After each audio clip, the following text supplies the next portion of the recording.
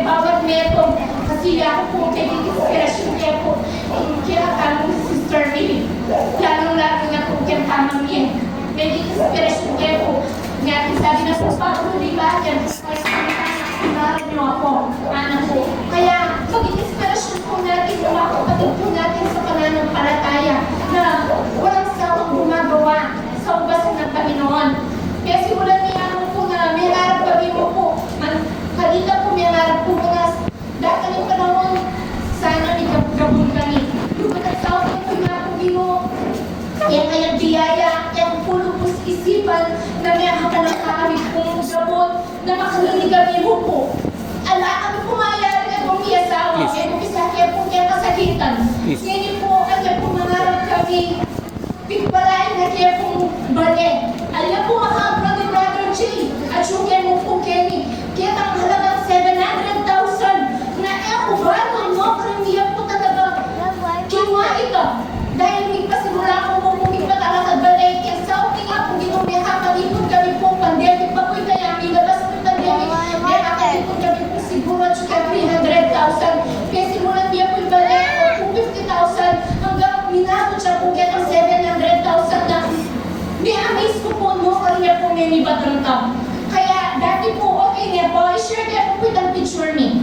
Dati po kasi, hindi niya po pumapalikrado, niya po hindi niya na kaming tinapugin mong biyaya, kaya po simpleng bali, niya makiparanas na po na kawani kami po bata at bago mi po ipambiyaya niya asawa. Kasi po, yung tutunan po talaga yan, nas na niya po makakawani kayo bata, at babago tawag po nung makanalang pong mananakaran bilang neto kapamilya at mag-budget.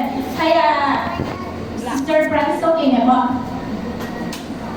Ini po yung picture na nung rin po, may umpisa kami po pong mag-picture-picture, sobra na kayo po saya, sobra na kayo po tula, iyan po yung salami, iyan po yung kwarto, sakto kayo po pong Miguel, kami pong may papamilya, yung pong salami, iyan po po, alam na mesa, mga kayo po kayo lapang, kaya anyang linipat kami po yung apartment ng Sister Lily, naku po katulang-katula kasi pangarap ko po na dati yung ganon po tatong magpas, kung mag-New Year, o naman po yung okasyon, makapagtawo ko po kinamesa. Kaya niya po binigay ang lamesa ng mga kong salamin. Naku po katulang-katula kasi may tupad po yung pangarap ko na makapagluto po niya. Yan po ang ganito po picture ID. Binayayaan na kaya pinapong ginunong na makapagpatala na balik. Ngayon po banwa kayo ni ay hindi nga po yung biyaya nga po ginunong kay Benny na ayan na po yung ngayon pagpapalali nga po ginunong na may pulo po sa kisipan na ibiyaya po kaya kami. Amen. Yan na po yung biyaya na po nga po ginunong kaya minupuwari ako, minupuwari Brother Jay. Para na sabi ko, bakit po na bayo po magawa yung balay kaya hindi mo na yung may pagawang balay, Sister Raquel po itong isang ning ikarol. Hindi pabulis na po ni Sister Raquel, kaya po kung nasana ng Brother Rock.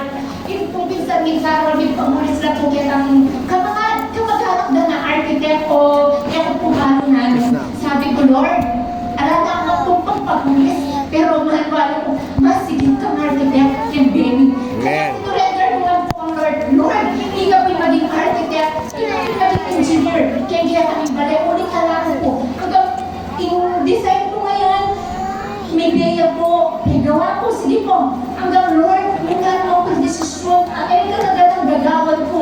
Nung magpumiglaan, nung magpunalan sa Lord po, kaya kakuhan po panibala. Kaya gano'n po, Lord, bago po, ikang great architect, ikang great engineer, ikang great designer po. Kaya, lugot at sawag din nga po, Gino, atin po yung kalalabasan ng biyaya ng ginugyan. Bago yung po na po yung sikreto tamo.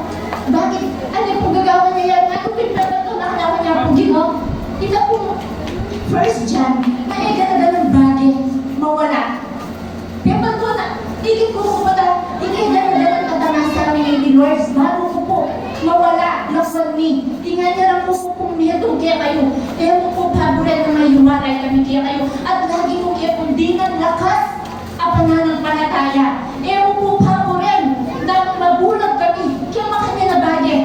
Pero ang pasalamat ko pa po rin po kaya katapatan mo. Kaya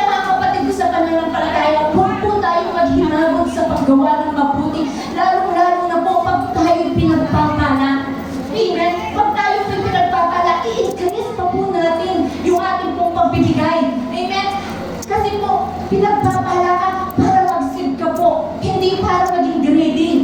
Amen? Pinagpapala ka hindi para lang sa sarili mo, para lang sa pamilya mo, kundi para magkaroon ng bahagi na maging pagpapala din po sa iba. At lagi po natin ibalik, lagi po tayo maging humble, lagi po natin aminin na ang lahat ng ating pong mga natatanggap ng pagpapala ay laging galing lamang sa Panginoon.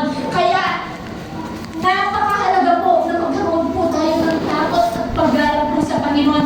Lahat po yan, sabi nga natin ng Proverbs 16:3, commit everything to the Lord, amen? And He will establish your plans.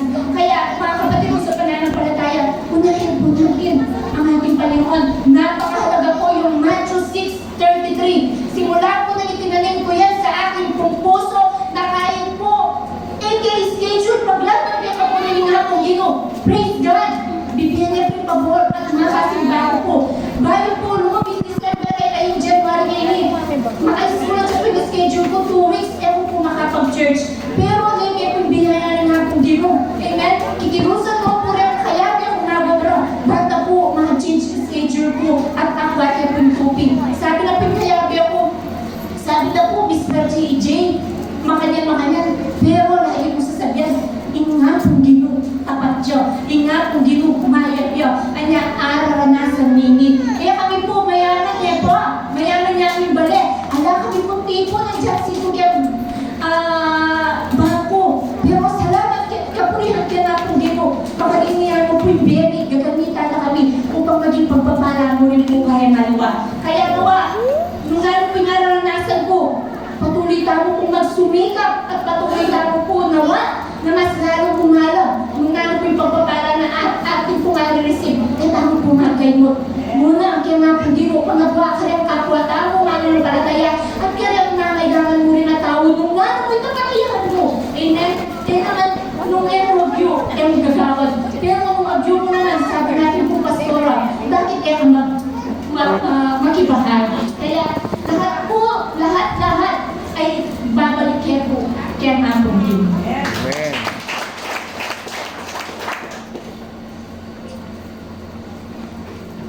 Purihin ng Diyos, amen, huli ang Panginoon. Ang Diyos sa lahat ng bagay, walang mahirap.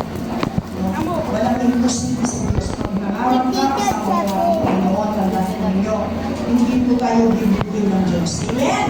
Alam mo niyo si Brother Jay, napaka-bulit ng tao yan. No? Akala ko, pag nag-abroad ka,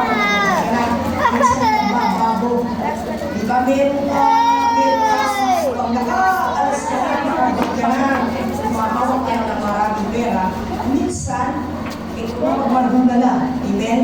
Pero kung tandaan ko ninyo, si Brother J, pinatutuhan po namin yung pastor, lahat po, nung nag-abroad, kaya kasama po natin, pero ito ang sinubukan po namin. Sinubukan po namin si Brother J, pag mayroong gastos sa church, hindi yan po magdadungis. Pag sabi ni Brother J, kay gawa ng pastor ni, makanyan. Ay, opo. Alaya po mali. Po malambat, pag sinabi na, mali lang kami ng waldo. Ganyan. Makailangan yung opisina kamo. Biniro-biro niya mo po. Kaya kakit mo po pastor Irene, minsan. Ay, sabi na po, sige, sabi na po, sabitan din itang pasbon, sinabugyan po. Ay, po masarap lapitan. Bukas yun. Lalo na po pagdating sa church, no? Talaga po yun ang nakita namin kay Brother J. Kaya sa anong sagot niya, God, nakalagang salamat. Sana yung Lord ay magbalik niya ka ng business. Ganun po lagi sinasabi ko. Bali po, pag-iba na, pastora, man hindi na makanuni. Nung inilibat mo naman ng Lord. At si Mami ako, babalik na naman Lord, ka na ako. Ito po yung sagot na. Gambasa niyo po rin na akong chapter. Kaya siguro, yung pinapangarap nilang mag-asawa, yun ang binigay ni Lord. Amen. Kasi pag nangangarap ka, ay kailangan lagi mong kasama sa Lord. Amen po ba? Kaya ang bawat ating pong natatanong yan, hindi po natin dapat ipagbalaki. Naalala po natin ang LA, ha? Yun ang kanilang kaibigan, pinatayo, pero wala silang Diyos. Amen? Nilay bilang ating Sino pong gusto magpapala ng Panginoon? Amen. Talagang po, mga kapis, ito na sinabi ng Pastor Irene. Mo ba, yung wala namin ba ng Biblia? Pagtahan na mo. Kaya ako dalas po, experience na experience mo. Marilukir mo yung nangyari. Pero, pag ina po ilang kabayanan ang pabre. Basta, pero mo, ibigay para kayo, ang po, kaya kabastos. Kaya kabastos ka rin mangailangan. Ating kang pera, mandam lang. Eh, mo ang gato. Kasi nga kung di na tatalakira. Pero kung ginakatanan nga akong Ginoo, eh mo ang gawa. Kaya kayo po mga kapatid, kaya po kumawa ng pag-asa. Nagigala yung mga ninyamo. Ay po sasabi mga Christ, kaya kayo. Ay sabi mga nyako mo kapiayan. Basta neto mo, pinapungino yun. Pakalan. At neto mo, kita mo. Pagbibigay. Neto mo yung marano. At maglingkod tayo ito. Eh, ganang pangat-rota. Ako pala, pala sasabihan ng sister nila po. Pastora ay din. O, tutoy kami na. Neto mawa ng pag-asa na. Yan yung ay, pamilya, wala na. Ay, paano lang ka? Ninuwari mga pangyarihan. Dahil tawag, yun nga po Ginoo. Basta tuloy sa kanan. Pastora ay Number 1, susi. Pagbibigay. At pamanyaw. Bigyan man yaman. At ako, birthday ko po niyang biyan sa 54 na ako po niya. Pero hindi ko pa po kilala. Kaya nakapunta ako sa lahat natin yan ang pagkakaroon. Inabot yung Aldo magbiyahe ko. Nagsalamat yung kalakasan, lalo-lalo po pamilya ko na initas na po, lalo-lalo po. Nanay yung 2025 at maghinubo kami at matatatwa po kami sa aming pananampalataya.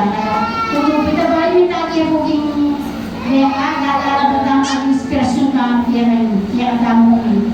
Nagama po talaga ang update na po natin Pastora niya. Salamat sa kalamu kayo. Ako kung kakain din magpagana ako, marami ko lang pahingan. Marami ko niya. Salamat lang pa, kagana. Hindi na ako professional teacher na ako. Pero salamat ko lang yan. Dinanas ng Pastora niya. Ayin mo katabungan niya ako. Ang pagpipintaki ako kung hindi ako nabiyan ko. Ita po may ibang tigalan. Bali ako ita po kinain akong tiyan-tiyan. Kaya pitriya mo. Meto niya mo kung sinipon, yan po. Tagumpay na ako. Hindi, alayan kaya bang niya doon? Makasurtyan ko kung makayos yan. Sabi na po na security at ibang riyan. Okay po sir, alam delay, alam na ano, okay po. Huwag kakay po lang po. Karang yung gana makuha ka sa akin po, makanyan ka lang po ako po kaya bang yabang ako. Kaya napakasarap po lang mayaman ka, kaya mayabang. Simpleng tao po. Kaya tayo po yung nananalo na. Ang mga exploration. Yung exploration natin. Pangunang ko lang yung sister natin, gamot na. Kaya pa ako natin yung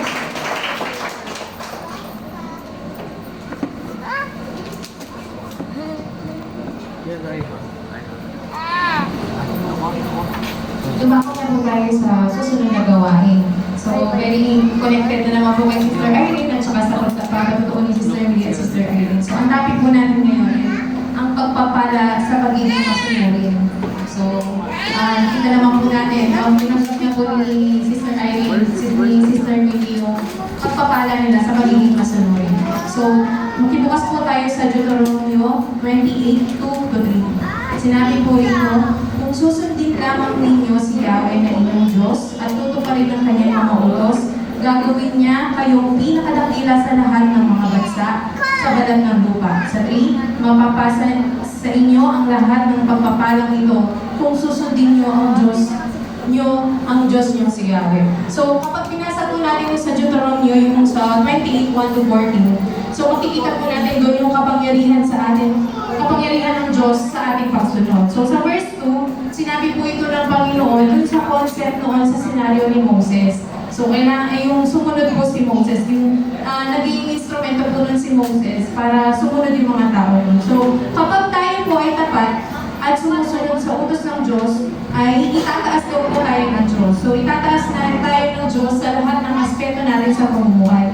So, isa sa mga utos ng Diyos ay ang pagbibigay.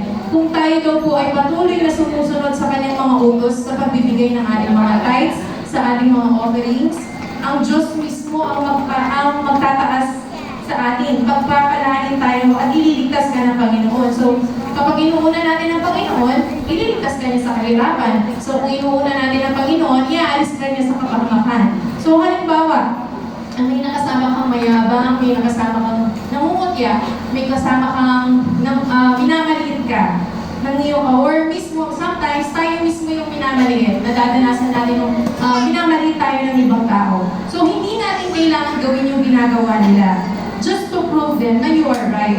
As Christians, we should have a better understanding. Kailangan mas malawak ang pag-unawa natin.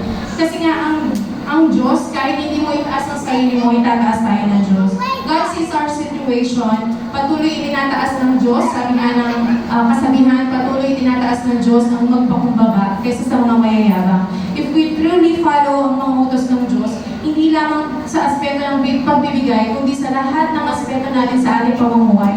Sinabi ng Panginoon sa Isaiah 43:2, kapag dumaan ka sa malalim na tubig, sasamahan kita, tumawid ka man sa malalim na ilog, hindi ka malulunod, dumaan ka man sa apoy, hindi ka masusunog, hindi ka matutubok. So sa patuloy nating pagsunod, surely we will have God's protection. So si Sister Raquel, binalot na yan ang protection ng Panginoon. Yung mga kapatid natin, yung si Brother Jay, yung mga nasa abroad, si Brother Joel, balot na sila ng God's protection. So, sa reality, yung nangyari recently na California wildfire, di ba? Makikita natin yung post doon na minak niya ang Panginoon. If you watch yung sa TV, na minak niya ang Panginoon, tapos all the audiences were laughing, tumatawa sila doon sa ginawa ng host. So, after just 2 days noon, nagkaroon ng rap, nagkaroon ng sunog. So, nakakita rin po ako ng video na during the fire, merong mga tao na sumisigaw sila, they're praying, tinatawag po nila ang pangalan ni Jesus na tulungan sila ng Panginoon. So, after the fire, umalik po sila sa bahay nila na safe po yung bahay nila na hindi nasunog. So, sa patuloy nating pagsunod, ano man yan, masunog man ang lahat, tayo maliligtas tayo ng Panginoon. So, tulad din ng nangyari, I think 3 years ago, kung sa Brazil po yata to, parang Devil's Parade. Nagkaroon ng Devil's Parade. Imagine po yun, sineselebrate nila yung devil instead of God. Tapos after that day lang po, hinahapo yung lugar na yun. So huwag po natin hamakin, subukin ang Panginoon. Kasi, kaya po in just one blink of an eye, kaya pong tanggalin sa atin yan ng Panginoon. Kung ano man yung tinatamasa mo, kung wala ang puso mo sa Panginoon, kahit gaano ka ka-powerful, kahit gaano ka kalakas, kaya alisin mo ng Diyos ang lakas mo. Malakas ka ngayon, pwede ka magkasakit bukas. Nakita naman po natin ang daming artista, ang daming famous celebrities na nasunugan ng bahay. We cannot bring all these material things in heaven kapag tayo po ay hindi sumusunod sa utos ng Panginoon. Ano lang ba ang madadala natin? Yung pagsunod natin, pag-obey natin sa Panginoon. Mag-imbak tayo sa langit ng kabutihan. So in 1 Peter 9 na, kaya po yung utos sa atin ng Panginoon. Kaya pag ikaw ay binibless ng Panginoon, it should always come with a responsibility. Kapag binibless ka ng Panginoon, kailangan ibalik mo sa Panginoon. Lord God can bless us abundantly sa lahat ng aspeto natin sa buhay. Financial, physical, material, spiritual, mental, at emotional. Sabi sa Hebreo 13:16, at huwag natin kaligtaan ang paggawa ng mabuti at pagtulong sa kapwa sapagkat iyan ang aring pinululugan ng Diyos. Kapag tayo ay binbless ng Panginoon, let's use this responsibly. So ang dami mong kinita, ang daming pumasok na pera sa'yo, pero ang ginawa mo, pinabili mo ng alak, pinabili mo ng bisyo. So sinayang mo yung blessing ng Panginoon. Nag-overspend ka. Ay, kanakalkuhan namin ka. Sige, bili. Nag-overspend ka,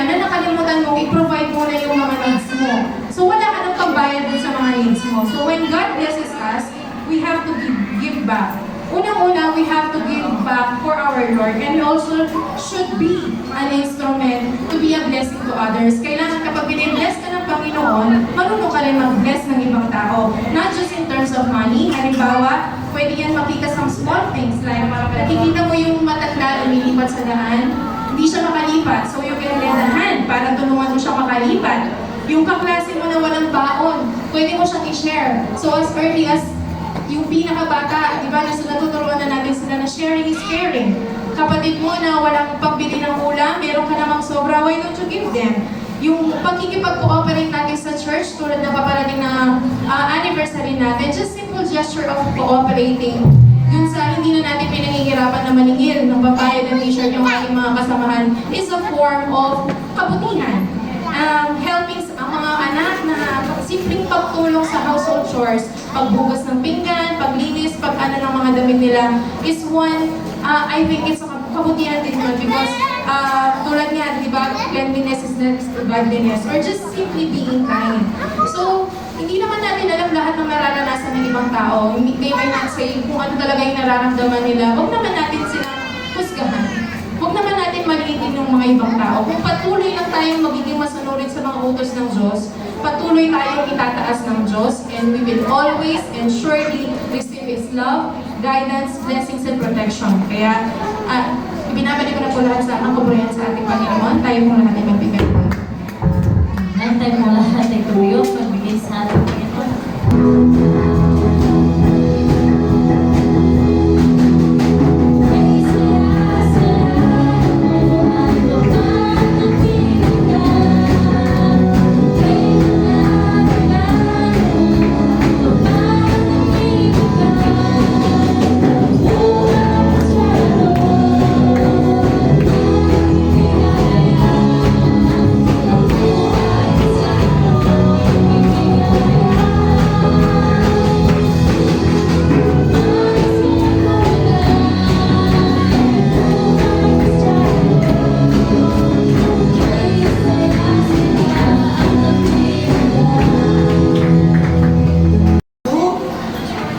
At ang lahat ng pagpapalang ito ay darating sa iyo, aabot sa iyo kung iyong bibigyan ang tinig ng Panginoon mong Diyos. Kaya ang pagsunod, talaga pong number one yan, no? Pagsunod ka sa kalooban ng ating pagpapalang ng Diyos ay dito mawawala sa atin. Bago po tayo dadako sa panalangin na mamunapin tayo at magkakaroon naman po tayo na second love offering gawa na po namatay po yung namatayan po yung mga miyembro ni Pastor J, yung mga Aquino family, no? Sabi nga, pero grabe yung pagpapala ni Lord. Amen. Nandito yung pabor lagi ng ating Panginoon sa bawat ating mga kapatid. Kaya sa oras po ito, dadako po tayo sa ating pag-aaralan, sa ating topic ngayon. Ang sabi nga po, extended favor. Ayan. Okay. Napakabuti ng Lord dahil mula sa testimony hanggang sa exhort, isang spirito lamang ang binibigay ng ating Panginoon. Kung paano dinadanas ni Pastor Irene, Sister Millie, at nung yung sinabi ni Sister Manica kanyang binigay, ito yung mga pabor ng ating Panginoon. Lahat pinaburan ng Panginoon, lahat ng mula kay Pastor Irene, ang lahat ng sabi niya sa exhortation, kapag may takot ka sa Diyos, kapag sumusunod ka sa Panginoon, kapag tapat kang nagbibigay sa Panginoon, ang pabor ng Diyos ay mag-i-extend yan. Laging palagi ng palagi yung pabor ng ating Panginoon. Kaya sabi niya po, extended favor. Amen? Sabi niya, ayan, sa buhay natin, meron tayong mga plan A at plan B, option A, option B, at option C. Amen? Sa bawat buhay natin, lagi tayong may option. Lagi tayong may bahala. Amen? Nakakaroon na tayong mga plano, mga choices sa bawat buhay natin. Kaya tingnan po natin yung lalaking nasa picture na yan. Ayan. Meron po siya mga directions. Nasa gitna po siya. Yung yellow na yan ay ang Panginoon na yung daan patungo sa kalooban ng Lord. Yung yellow na yan ay yung daan kung saan susundin mo ng totoo ang Panginoon. At yung dalawang araw na yan yung mga choices natin sa buhay. Yan yung mga plano natin sa buhay.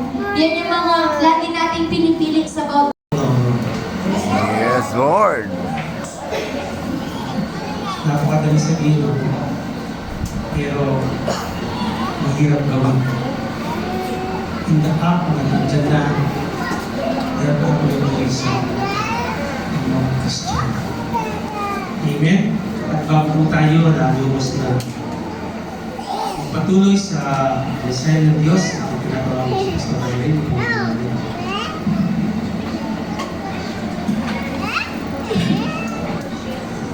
Patuloy po natin bigyan galang ang ating Panginoon. Aming Ama, patuloy mo pong buksan, Panginoon, at idaloy muli, Ama, ang iyong masaganang biyaya sa pamamagitan ng iyong salita na patuloy po namin tatanggapin, Panginoon, simula po, Ama, sa lahat ng nagpahayag hanggang sa katapos-tapusan sa aming pong lingkod, Panginoon. Anoy mo po ang kanyang labi, Panginoon, at patuloy mo po, Panginoon Diyos, idaloy ang iyong dakilang kapangyarihan na patuloy na itanim sa aming pong mga puso at isipan, Panginoon, Ama, ang iyong mga salita na amin po, Panginoon Diyos, sa mga lalakaran habang kami nabubuhay sa mundong ito, Panginoon. Pagpalain mo po, Ama, ang kabuong mensahe na patuloy, Panginoon, Ama, na dadalhin ng iyong lingkod. We praise you, Lord. We thank you in Jesus' name. Amen. Yung po Diyos at napakaganda po yung mensahe. So, bigyan ang ako tatapusin na kasi sinabi mo sa akin ng Jumapa. Hindi ko na inaasahan kita. Pero hindi po ako mag-iwasan. Tapos nito kasi po sa iyo. Ang mahalaga rito, may makita tayong mensahe doon. Amen. Sabi nga ng Panginoon, obedience is better than sacrifice. Kaya kailangan dito makikita po natin dito yung example na si Abraham mula sa kanyang kapag-anak, sa kanyang magulang, at maging sa kanyang anak. Amen. Masunod siya na walang pagrereklamo. Amen. Amen. Amen po ba? Amen. Kaya tayo kapatid magulang na gusto ba rin yung kaligtasan? Amen. May sinabi ang Facebook, ang bahay mo daw sa langit ay $100 bibili mo. O sino gusto magbili ng $100? Ba dito sa Facebook yon? Isang pastor ang nagsalita. Sabi ko nga kay pastor, hindi pastor yan.